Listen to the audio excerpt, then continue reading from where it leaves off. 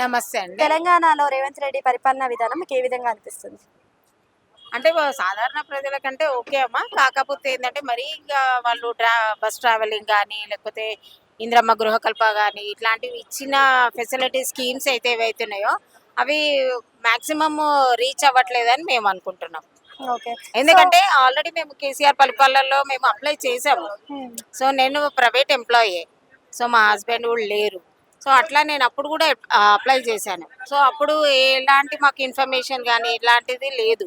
అసలు ఈ free schemes వల్ల యూజ్ ఉందంటారా లేదంటారా మీ ఉద్దేశం? అంటే కొంతవరకు బెనిఫిట్ అవుతుందమ్మా.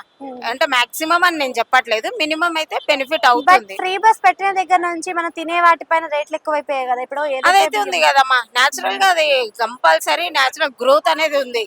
ఇప్పుడు మనము ఫ్రీ బస్ ఒకటే చూసుకుంటున్నాం కానీ మనం అస్తమానం ట్రావెలింగ్ చేయలేము కదా. ఇప్పుడు మన జాబ్ పర్పస్ కానీ మనం ఇంట్లో చూసుకోవడం కానీ, ఇప్పుడు మాక్సిమం హౌస్ వైఫ్స్ అయితే ఇంట్లోనే ఉంటాం. వర్కింగ్ పర్పస్ వాళ్ళైతే వాళ్ళ టైమింగ్స్ వేరే ఉంటుంది. కానీ ఆ టైమింగ్స్ లో ఎందుకంటే నేను ఎక్స్పీరియన్స్ గా చెప్పింది ఏంటంటే ఆ టైంలో ఆ డ్యూరేషన్ లో మనకు బస్సు ఫెసిలిటీస్ అనేది ఉండట్లేదు. సో మనీ పే బస్సెస్ మాత్రమే ఉంటున్నాయి. సో అట్లాంటప్పుడు మనం మనీ పే చేసి ఎక్కాల్సిందే.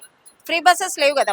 అట్లాంటప్పుడు మనకు బెనిఫిట్ ఎక్కడ పొందినా మనము, ఇప్పుడు సాధారణ మహిళ అయినా ఆమె వర్కింగ్ ఉమెన్ అయినా కానీ ఆమె పే చేసి ఎక్కాల్సిందే. ఇప్పుడు సపోజ్ మేము ఊరికి వెళ్తున్నాం, కొన్ని జేబీఎస్ లో అసలు లేవు. ఇంతకు ముందు అంటే మేము రెగ్యులర్ గా వెళ్ళే వాళ్ళం కాబట్టి ఉండేటివి. ఇప్పుడు కంపల్సరీ పే టికెటే ఉంది. సో అట్లాంటప్పుడు బెనిఫిట్ కాదు కదా నాన్న. అట్లా. Thank you.